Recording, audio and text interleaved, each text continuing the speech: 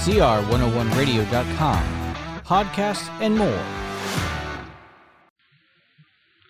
Is being human a disaster? This is R.J. Rushdoony with a report on our threatened freedom. The other day I read a book review which saddened me. The book is by a very able and charming writer, but all his charm cannot conceal his radical emptiness because he has no faith. The book reviewer titles the review, "The Disaster of Being a Human Being." The author's basis for such cynicism is stated by a character who says, and I quote, "The atheists are right. There is no justice, no judge. There is no one ruling the world." Unquote. What then are we to do? What is the author's answer? 2 sentences sum it up. I quote, "As long as you breathe, you must breathe. One should always be joyous." Unquote. Well, this is better counsel than the suicidal verdicts of others, but still none too good. If life has no meaning, and being human is a disaster, why then breathe, and what is there to be joyous about? I am inclined to think that they who claim that God is dead and life is meaningless are like the modern educators who, according to C.S. Lewis, geld a man and then bid him be fruitful. We can also compare it to chopping down a tree and then expecting a harvest from it next summer. As Richard Weaver told us some years ago, ideas have consequences.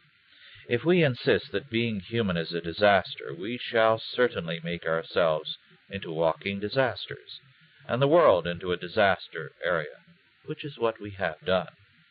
If we declare that God is dead and his moral law dead also, should we be surprised if we are not soon like moral zombies, the living dead?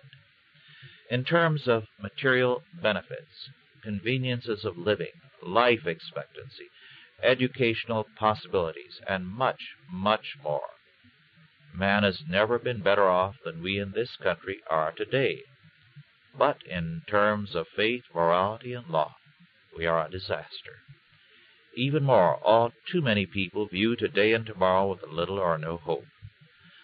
Now, hope is one of the greatest psychic nourishments and incitements possible for man. Without hope, a man has no future.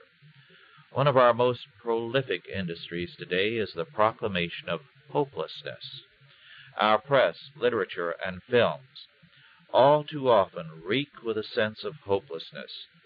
Such people are insisting that the world is as small as they are. A popular book of a few years ago was titled, very wisely, "Your God is Too Small." A sequel could be written as to how small we have made our world by our thinking.